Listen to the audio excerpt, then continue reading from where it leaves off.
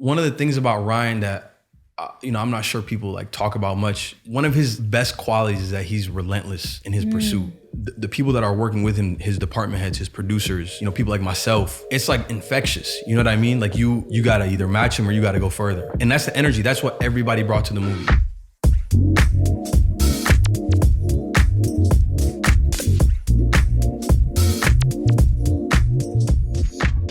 You're watching and listening to In Proximity. I'm Paola Mardo, and today we're talking to Ryan Coogler's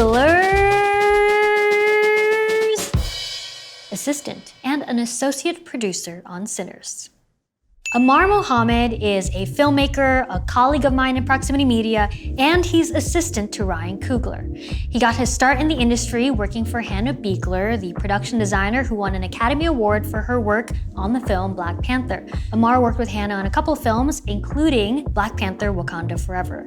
They worked together on set in production, and then when the film moved into post-production, Ammar found himself working with Ryan. On this episode, he breaks down how he broke into the industry, how he got the job working with Ryan Coogler, and what his day-to-day is like. He also shares some crazy experiences and learnings, including one story that taught him a lot about himself and his boss, and he shares some tidbits from the set of Wakanda Forever, and of course, Sinners.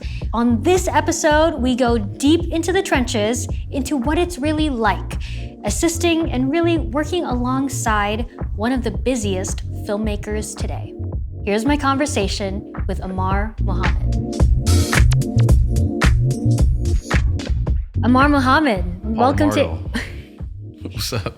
Ammar Mohamed, welcome to In Proximity. Thank you for having me. Thank you for being here at the office where you work. Yes, we both work. Where we both work, yes, and to have this very exciting conversation. But first, surprise, voice memo, question for you. Okay. Figure out who this is and then answer the question. Are you ready? I'm ready, let's do it. I feel like a game show host every time I do that. All right, here we go. Ammar, my very favorite person ever.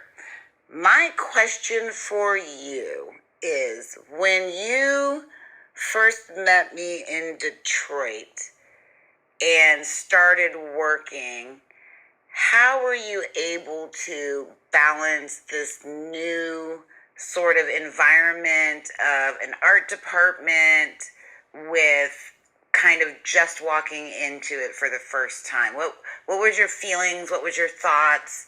And what do you feel like you learned from that experience? And I love you. Bye, Ammar. That's sweet. Who was that? That is Hannah Beachler, Academy Award-winning production designer. I think best known for her work with Ryan. Mm-hmm. She's designed all his films, and she is the person who gave me my first job in the film industry. God bless Hannah, man. She saved my life. She asked me how I adjusted, basically. Yeah, how are you able to balance this new sort of environment of an art department with just walking into it for the first time? Yeah, I was very scared. I remember the first day that I came to work. Our art department coordinator, Deb Jervis, she asked me to. She was like, "Can you go make a crafty run for us?" And I was like, "Yeah, sure, I got you." And then I walked away from her office and I went to the PAs and I said, "What's a crafty run?" You know what I'm saying? Because I had no fucking idea what anything was. Yes. So how I survived that was I never said no to anything, but I was also very fortunate because all the PAs there like helped me out. The PAs, the coordinators, everybody was very helpful. But to answer her question, yes, she was also very helpful. Hannah told me something that really gave me like a license to kill, if you will, which was that it's not that you can't make mistakes. She said, just don't make the same mistake twice. And that gave me a lot of it gave me like a runway. So anytime I was doing something for the first time, I was never worried because I was like, I'm gonna follow the instructions, and if I mess something up, she'll be nice enough to tell me what it is, and then the next time I do it, I'll have the information. Right. And that saved me because I would make a lot of mistakes, but I would get corrected, and then I would know not to make that mistake again. And you learn the lessons, and you keep going and going and going. And so yeah, shout out to the crew on No Sudden Move, and shout out to Hannah, man. They they lifted me up and they allowed me to keep going.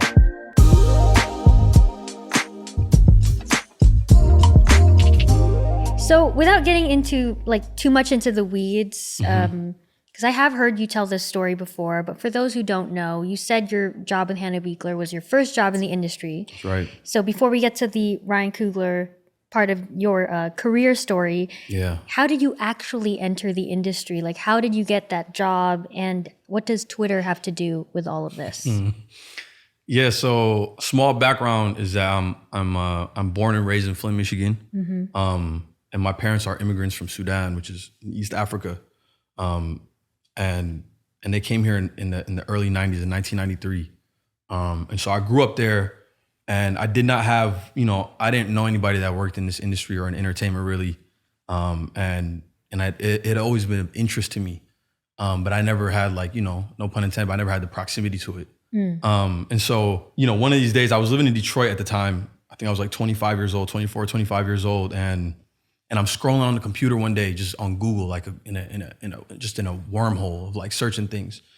And I remember I saw Hannah's name come up and like, I don't remember what I was looking up, but her name came up in like suggested people or something like that on the Google search. And I had remembered her name because of the Academy Awards. She was the first Black person to win her category and be nominated. And that was for Black Panther. That was for Black Panther, yes. Yep. Yes, Black Panther. And I clicked on her name.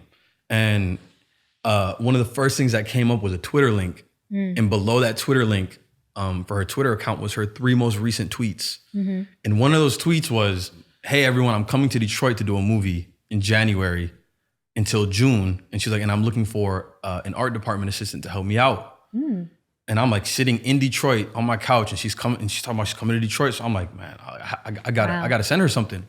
So I made a Twitter. I didn't even have one. I made a Twitter. I DM'd her my resume and I said, "Hey, I would love an opportunity to interview." And interestingly enough, she actually told me that that when she saw my resume, she didn't really want to interview me. And her son, Dominic, shout out to Dominic, told her that he thought my resume was interesting and that she should interview me. He's like, he has a very diverse resume. It's not necessarily like entertainment, but he's done a lot of stuff, like political organizations. I had worked on some music. I had scored some short films and some web series. Like it was just this mix of random things, random experiences.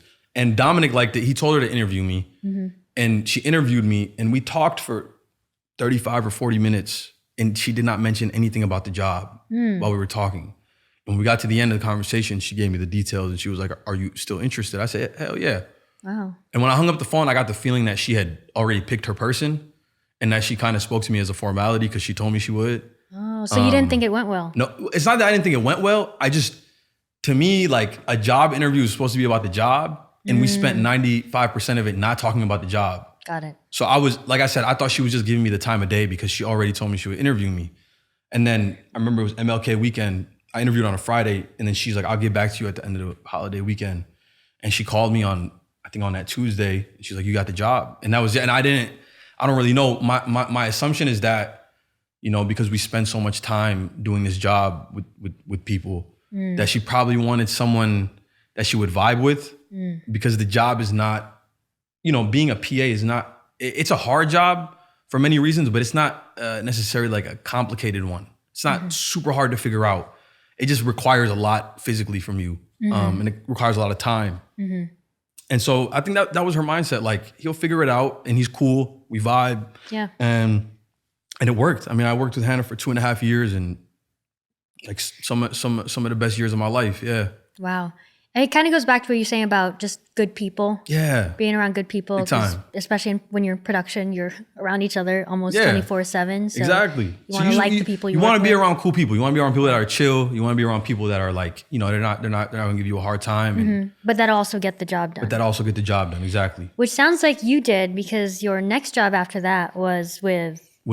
So my next job after that, Hannah hired me to work on Black Panther, Wakanda Forever. As her assistant on that movie.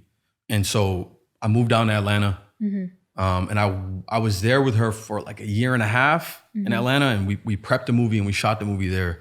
And then from there was when I made the transition from Hannah to Ryan. Yeah, like on that movie, like we were nearing the end of production and Hannah we had a meeting, her and I remember it was early in the morning. It was like a 6:30 or 7 a.m. meeting before like we went to set. And she's like, you know, what do you want to do? Like, you know, she was telling me basically like, I love working with you, but you also need to think about what you want to do next. You know, you got to think about transitioning. And I told her, I was like, yeah, you know, I want to write and direct movies. And she was like, I remember she said, she was like, if you want to write and direct movies, she was like, you need to go tell Ryan. And in my head, I'm like, that's the last fucking thing I'm doing. You know what I mean? Like, like this guy is like, we've been at this movie at this point for a year and a half. At least I had been. And like, this movie was incredibly difficult to make. And in my head, I'm like, the last thing I'm gonna do is walk up to him and be like, hey, Ryan, like, you know, I want to write and direct movies. Like, yeah, I bet you do, man. You know what I'm saying? It's the last thing I'm doing. So in my head, I was like, I'm not doing that. Like, I'm not gonna go and tell him that. Like, I'll figure something else out. What did she say? I never told her that. That was just in my head. I was like, I'm not doing that. So she gave you that advice. She gave me that advice. I was like, there's no way. This is the craziest part. We leave the office and we go to set that day. And me and Hannah will usually hang out at the director's monitor because Ryan is very rarely there. He's usually by the camera somewhere or, you know, on set. Right. And so we walk up to the director's monitor and he's there, but he's by himself. And so I asked him where his assistants were, D'Angelo Lewis and Zetra Evans. And he told me, he was like, yeah, like they're, you know, he basically explained to me that they were taking these meetings called generals because they were getting promoted. And as soon as he said that, it hit me. I was like, oh shit, like he's gonna need a new assistant at some point. And then I convinced myself that I needed to tell him. I think I called D'Lo that night. I like, after set, I called D'Lo. I was like, yo, what's going on? Like, I heard you getting promoted, And did you have that kind of relationship with D'Lo At that point, I had that relationship with D'Lo, yeah. Okay, I was, cool. me and D'Lo was tight, me and Zetra was tight. And so I called him and I asked him, and he was like, yeah, like something like that. You know, he didn't totally give it to me, but he basically like was like, yeah, like that's happening. Wow. And so then from there, I found time to talk to Ryan, and I just told him like, hey man, when you go to look for a new assistant, like throw my name in the hat. Wow. And you know, one thing led to another. I get a call from them a few weeks later after we wrapped production. And I did my interviews, and you know, thank God they picked me, you know, and here we are now, you know, over 3 years later. Yeah.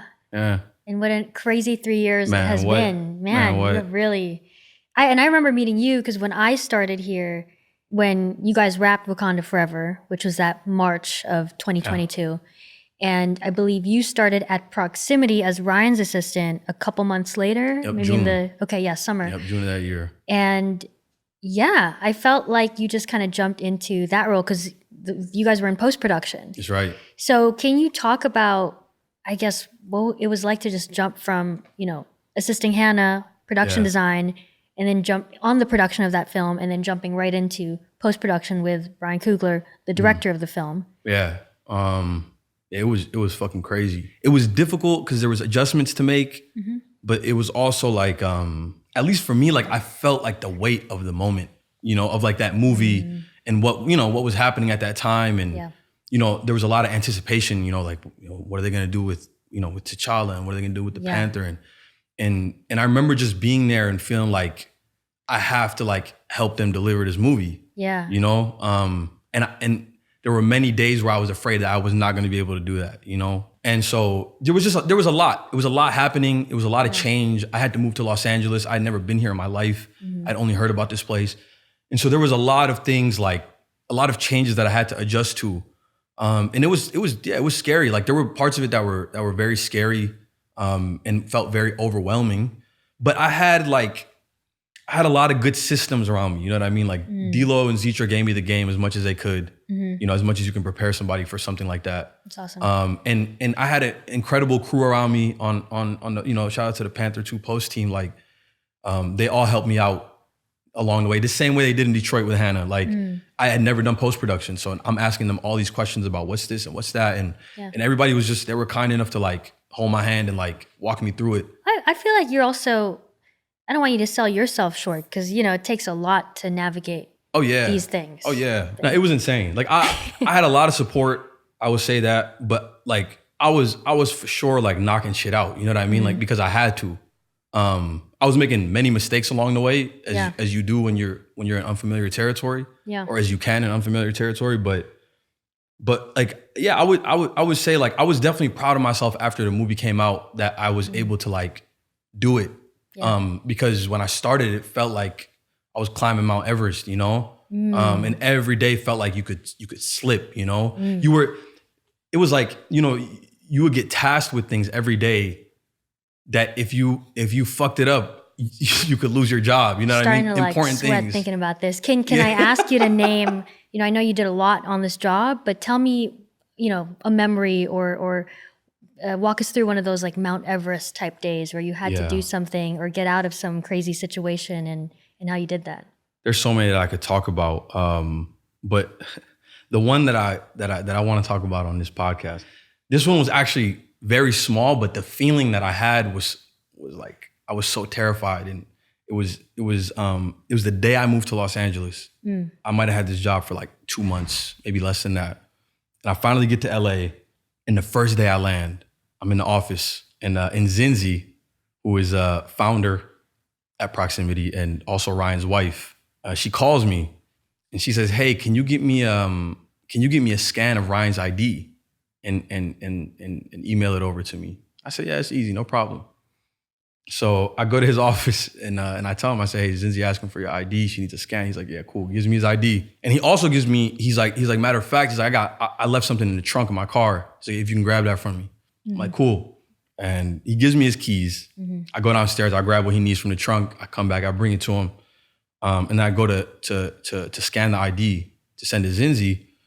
And I'm looking around, I'm checking my pockets. I can't find the ID. I'm like, holy shit. I'm looking, I'm emptying all my pockets. And I'm like, shit. I'm like, where did I put this thing? And now I'm like, you know, I'm retracing my steps. And I retraced my steps like up and down this building like 3 times. Oh, man. Like I'm in like a full panic. Cause I'm telling you, I just showed up that day. And eventually I'm looking around and like, I can't find it. And so now I'm walking around the office like a crazy person, whispering to people. I'm like, "Hey, have you guys seen an ID on the floor?" You know, like I'm terrified because the last thing I want to do is walk into this man's office on my first day in LA and say, "Hey man, I lost your ID." You know what I mean? Oh, yeah. So I'm like freaking out. I'm trying to find it. I'm wasting hella time at this point. So I was like, all right, I just have to go in there and tell him because I could not find it anywhere. Wow. And I remember I go to his office, the door's like creaked open, and I open it and I walk in and I see Ryan and I see the head of Marvel Security standing in his office talking to him. And I kid you not, I walk in and I literally hear him say, he's like, "Yeah, man." He said, "Somebody said they found your ID on the floor and they gave it to me." Come on. And I walk in and he looks at me and I look at them and I'm just like, oh shit. And I thought I was gonna get fired. Like I was like, oh yeah, that's it. You know what I mean? Like this is how it goes. You show up on your first day, you fucking lose somebody's ID and then you get clipped, you know? And I remember the rest of that day, I was super anxious. Like the whole time I'm just like, I'm waiting for somebody to come in my office and send my ass home. You know what I mean? Yeah. And we go home.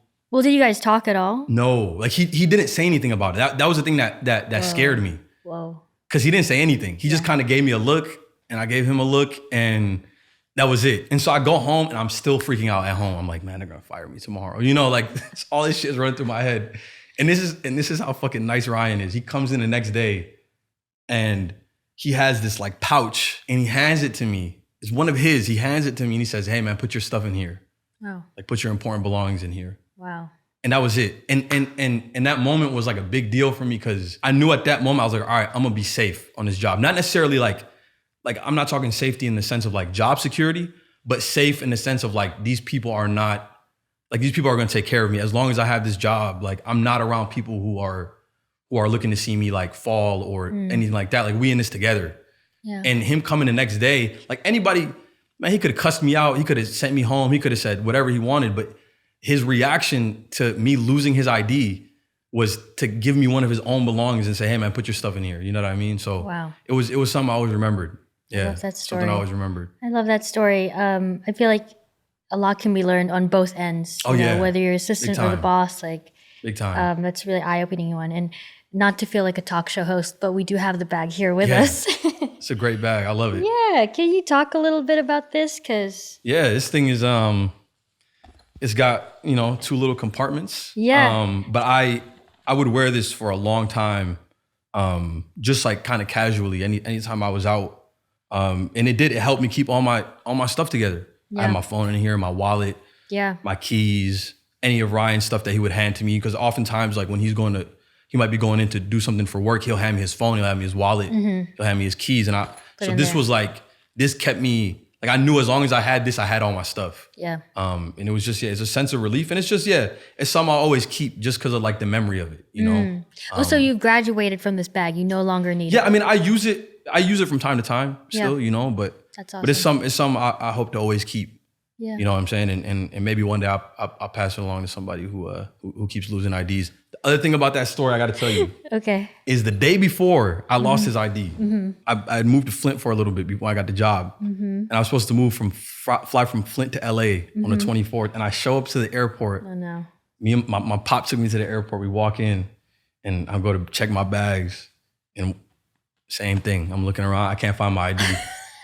And so literally I had to delay. I had to call Ryan and say, hey man, I have to delay my trip a day because I lost my ID and I have to go get a new one and I have to get on the flight tomorrow at the same time. So I'm already coming in playing defense because I'm supposed to show up to work one day and I'm calling him saying, hey, I can't come till tomorrow now because I lost my ID. I show up to work on the 25th and then I fucking lose his ID. You know what I mean? It was terrible. This man and his IDs. Yeah, no man. idea. And like, I was so anxious after those 2 days. I was so anxious, but. So you technically made the same mistake twice, but it's for different IDs, so it doesn't count. Different IDs. Doesn't count. Different circumstances. Yeah, Okay. it doesn't count. But you learned from both.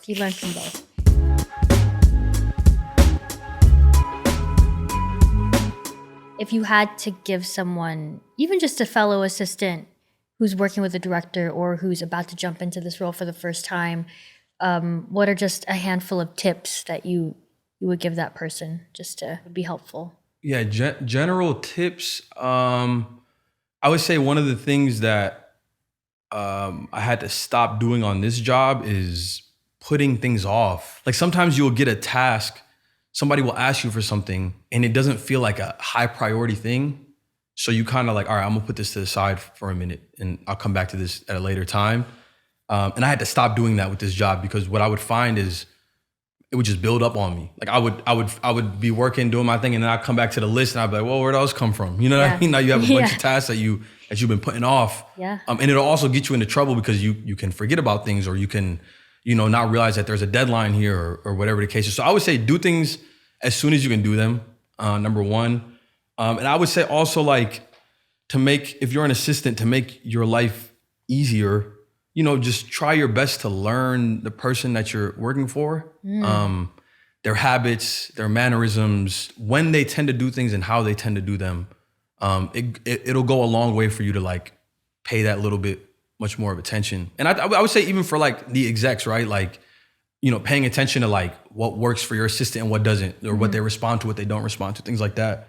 And it takes a little bit more work. It takes a little bit more time, but it goes a much longer way to try and understand them on a little bit of a deeper level, so you could be a little more effective. And just take advantage of the people you meet on the job, the relationships. There's so like who haven't you met at this point? A countless number of like just incredible people people you don't know. Yeah. Like don't take advantage of it in a don't take weird advantage way, of it in any weird way. Be but respectful. Yeah, if the moment allows for it, like be curious, ask people questions. Like I find that people tend to be excited to tell you things if you're curious about it. So you can pick up a lot of game on the way just from that. Relationships are a big part of this thing. So be kind to the people you meet. Get to know them. You never know where anybody's going. So value the people and value the time while you have it. And that'll also take you a long way for when you eventually have to leave, right? You hope to have made relationships that will, come to help you out in the long run, and maybe you come to help them out in the long run, Yeah. I know you can't talk about everybody, but can you name, one or two people who have made an impression on you or who you learned something from? Oh man, there's so many. I mean, I would say like obviously Ryan himself, has had a, before I even met him, right? Like his movies have had a profound impact on my life, personally and professionally. And then working with him, I've picked up a ton of game, and again, both personally and professionally, right? Like there's there's moments where I'm asking him things about the job, and then there's moments where like, I'm asking him something as another man who's 8-9 years older than me, who has been through things that I'm looking ahead to, and you pick up game that way, for your personal life, like I said, and for your professional life. I think, outside of Ryan, obviously, I have to shout out Hannah again, because like Hannah was she's a force of nature, man. Like being around her, I became comfortable very quick, because the way Hannah gets down is like she doesn't really care who's in front of her. She's gonna speak her mind, and she just has this like trust in herself that like things are gonna work out. Like the work is gonna speak for her ultimately. And so I picked up a lot of that from her as well.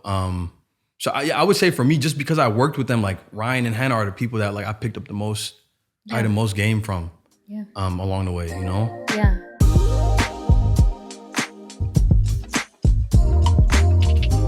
Because we're filming this right now. Yeah. After another big film you have worked on with Ryan, Sinners. Oh yeah. I'm gonna have to ask about this movie. Yeah, let's do it. And I'm curious about the film through your perspective as his assistant who was there from literally now the very beginning. Yeah. When did you first hear about this story that Ryan was writing? When I first heard about it, I mean, it was before he started writing it, at least to my knowledge, for sure. But he told me that he had this idea. He's like, yeah, there's this movie that I think I'm gonna write. And he kind of, he explained to me like the Sammy character, and he explained to me like what the elements were gonna be. There's gonna be vampires, and I'm thinking to myself, I'm like, okay, like it sounds cool. You know what I mean? Like it sounds gonna be a lot of fun.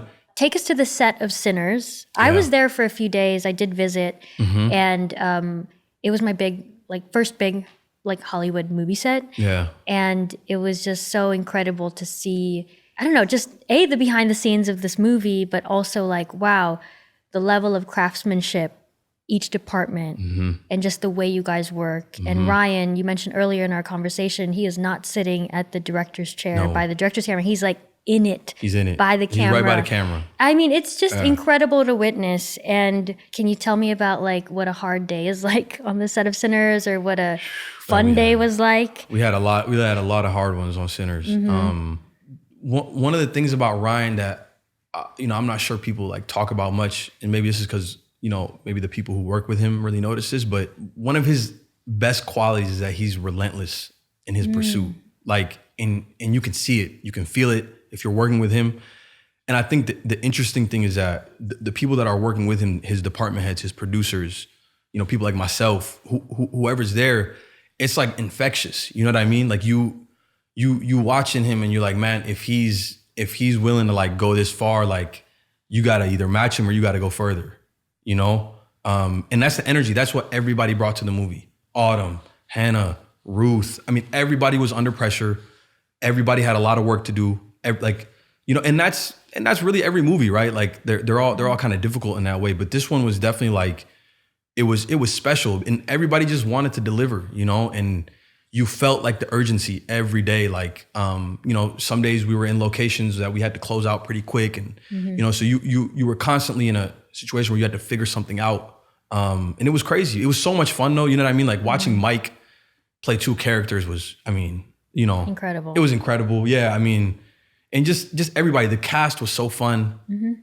We was in New Orleans, so all the New Orleans locals are like, they're all super fun. Anybody from there is fun. And you guys were, I know. Yeah. And you guys were in different parts of Louisiana. Yeah, different parts of Louisiana. One day I had a 4 a.m. Call time, pickup really, and then we went out to where you guys shot the church scene. Oh boy, yeah. Which was shot on, a plantation essentially. On location, yeah. Yeah, and it was hot out there. It was muddy. Oh man. It was intense. Them church days was crazy. We had some crazy church days. Like that was, I would say those were some of the most like just, I don't know if stressful is the right word, but you definitely felt like, man, we had a lot to do in that church. It's a very important part of the movie, both at the beginning and at the end, right? If you've seen the film. Yeah. It was so cool to see like the camera, lighting, you know, grips. Like they were just the things they would do to just light and shoot that beautiful church that Hannah built, right? Yes, Hannah built the church. Hannah and the art department built the church. Yeah. And, you know, Autumn's team lit it beautifully. Yeah. And then the all-white costumes. The all-white costumes, like the beams in the ceiling. Yeah. You know, like it was perfect. It was perfect. And we even got, you know, we got some of it in the System 65 format. Right. You know, the Ultra Panavision, and then we got some of it in IMAX, which was also cool. Yeah. So you got to see it, you know, you got to see it in like both scopes. You know, you saw like the width of it and like everybody, and then you also got to see like the height, like the, you know, where you get the beams and the whole pictures. And they're both beautiful, just incredible. You know, those days I'll never forget. They were hard, but they were great. Yeah, and I have actually a photo, like a little Instax photo of you in the church. I think you were sitting on one of the pews, and I took a little snap. And you have your vest on. Your chest vest. Yeah, the chest vest. And I do remember those few days I was there, you were like laser focused. I could barely talk to you, honestly. I No. It was intense. It was intense because it's like I said, man. When you got somebody working that hard on something, and you can tell how bad they want this thing to be as good as it can be, you just at some point you don't got an option. Like you just have to like put your head down and like you got to zone it out, and you got to just focus. Like this is the day, this is the scene, this is, you know, and you got to just. I think that's a, you know, a big part of the job is understanding like the moment, and the more you do it, the more you understand moments. And I think what do you mean by that? Just expound on that. What about the moment? I mean, sometimes like, it's hard to be, you know, laser focused, you know, 24/7 every day on a job. Like you need moments of relief, you know, so you try to have fun. You try to talk to people on set. You try to be lighthearted and cause you don't want to leave anywhere with a bad memory. Right. Yeah. But when I say understanding the moment, there's some days you got shut the fuck up and work. You know what I mean? Like you just you got to sit down. You got to be by the camera, by the director, and you're going to sit on an Apple box or on whatever. And that's going to be your day. And you're going to sit there and you're going to take notes and you're going to watch and you're going to grab things when people need them. And you just have to be locked in. You got to be if not in step with, you know, if I'm not in step with Ryan, I'm a step ahead of him. You know, like there's days like you have to be focused and you have to like be able to come through. And that's what I mean by like understanding the moment, knowing when you need to lock in and knowing when you have some leeway to like breathe for a second and go crack a joke with a crew member, or, you know, have something to drink and just chill out. Cause you know, those moments come and go both ways. Yeah. But you just, the more you do it, the more you understand when you need to like today's one of those days. Yeah. You know? Yeah. Was there a particular scene that you remember was one of those days where you were like, I gotta be just locked in? Like lasered in? Yeah, like a scene in the film. Yeah. I mean, there was for sure one of those church days. I think it was a day that we didn't have the kids.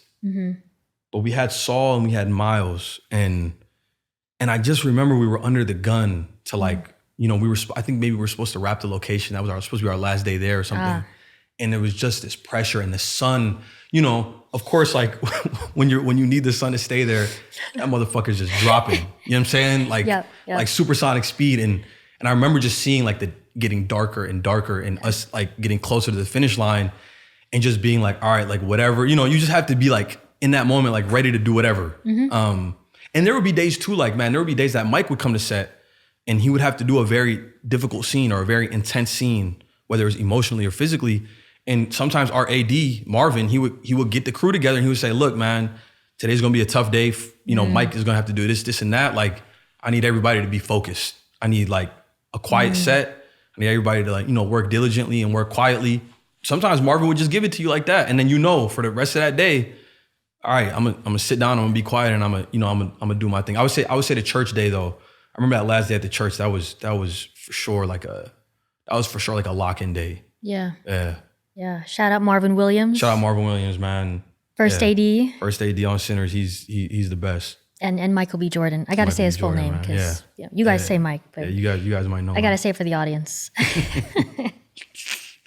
I guess I just want to ask one more because I know people are going to just really want to know. Sure. Is there a story from Sinners that you can share?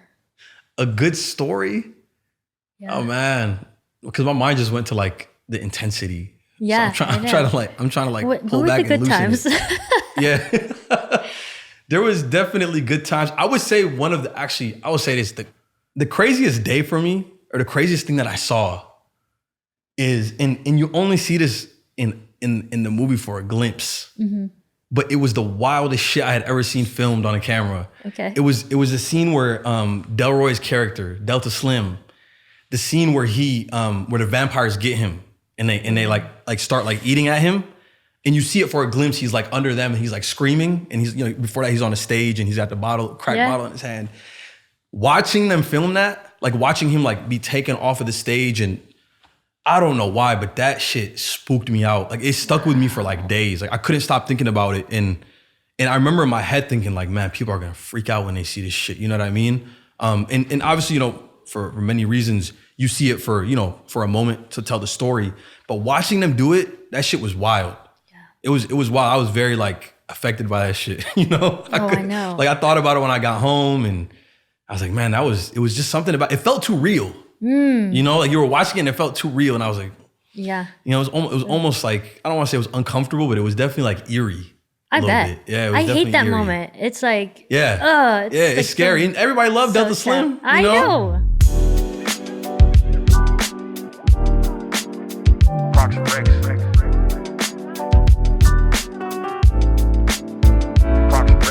For our final segment, sure, I'm going to ask you for your Prox Rec recommendation for our viewers, our listeners, to help them in what it is they do, or you do, really. So yeah, this is the best part when you don't have to think about it. Yeah. My rec is going to be a little bit strange. Okay. It's actually a documentary that I rewatched recently by a filmmaker named Michael Moore, who's from Flint, Michigan, your town, where I grew up. And he made a documentary called Fahrenheit 9/11. It's a very famous documentary. It's one of the highest grossing docs ever. But I rewatched it maybe 3 weeks ago, and I was floored by like how fucking crazy that time was. Yeah, just with the current administration we have and like the political landscape that's in front of us, man, there was a lot of similarities. You know what I mean? Like it was very eye-opening to rewatch. If you haven't seen it, go watch it. If you've seen it but haven't seen it in a while, go rewatch it. It connects a lot of dots. Wow. And I think it gave me a little bit of perspective for myself, about where we at and where we might be headed. Yeah. Shout out to Michael Moore, Fahrenheit 9/11. Truly unexpected. Very but unexpected. I love the rec. I love a good rewatch, so I appreciate that. It's great. Thanks, Ammar, for doing this. This appreciate was great. you. Thank you, Paula. Take notes, all. Take notes. In Proximity is a production of Proximity Media. The show is hosted, directed, and produced by Paola Mardo. Executive producers are Ryan Coogler, Zinzi Coogler, and Sev Ohanian. Theme song and additional music by Ludwig Göransson. Patrick Apino is our co-director and director of photography. Ken Nana is our sound designer and mix engineer. The production team includes Brittany Brown, Isabella Miller, and Alexandria Santana. Follow us on social media at Proximity Media. For transcripts and more information, head to proximitymedia.com.